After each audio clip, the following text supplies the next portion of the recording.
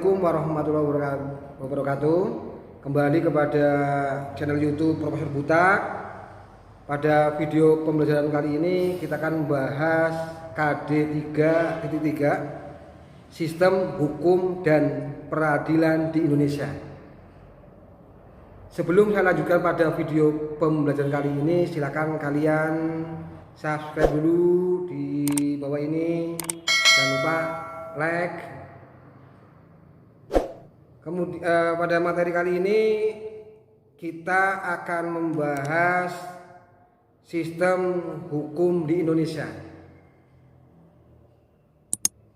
Sistem hukum di Indonesia,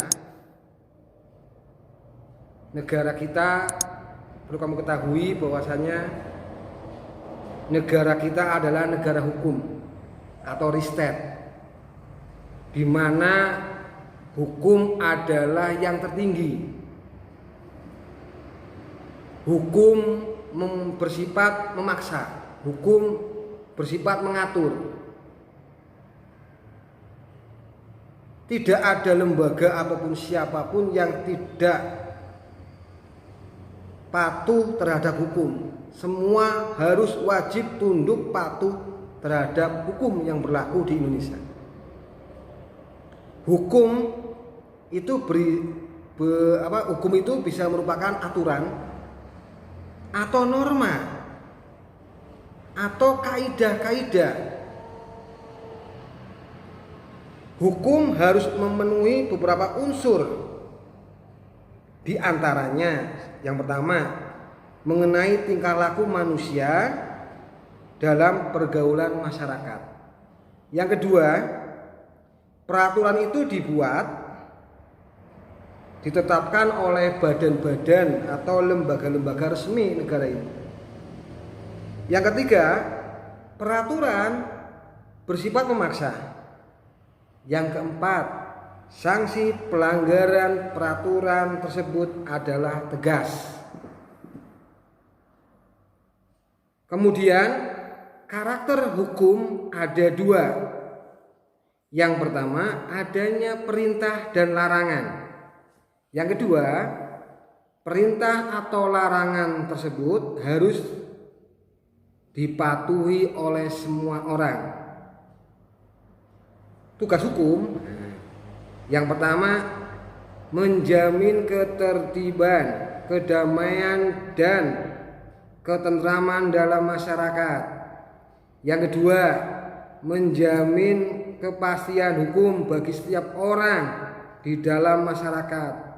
Yang ketiga, mencegah tindakan main hakim sendiri dalam masyarakat. Hukum juga dapat digolongkan dalam beberapa macam. Yang pertama, hukum dilihat daripada sifatnya. Sifat hukum yang pertama memaksa, mengatur. Kemudian hukum berdasarkan wujudnya. Ada yang pertama objektif, yang kedua subjektif. Hukum berdasarkan mempertahankannya. Ada hukum material, ada hukum formil. Hukum berdasarkan waktu berlakunya. Ada ius quantitatum atau hukum negatif, atau ius constitutum atau hukum positif. Kemudian hukum berdasarkan buatannya, ada atau bentuknya, ada tertulis, tidak tertulis. Tertulis yang terkodifikasi atau yang dibuatkan dalam undang-undang seperti undang-undang dasar, atau yang tidak tertulis atau tidak terkodifikasi. Biasanya adat istiadat. Kemudian hukum menurut tempat berlakunya. Ada hukum nasional, Hukum nasional berarti hukum yang berlaku dalam suatu negara kita atau negara Indonesia. Kemudian hukum internasional, hukum yang berlaku untuk mengikat seluruh negara-negara yang ada di dunia ini. Kemudian hukum asing, hukum dari negara lain. Kemudian hukum gereja. Kemudian hukum menurut sumbernya.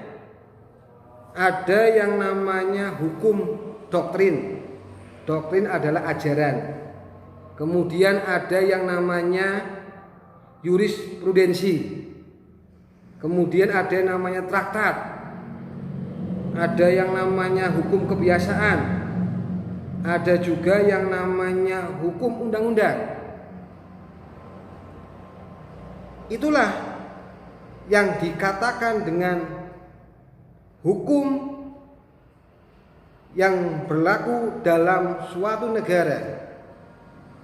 Maka kita wajib mematuhi dan menghormati hukum yang berlaku di negara Indonesia. Demikian video pembelajaran kali ini. Saya akhiri. Assalamualaikum warahmatullahi wabarakatuh.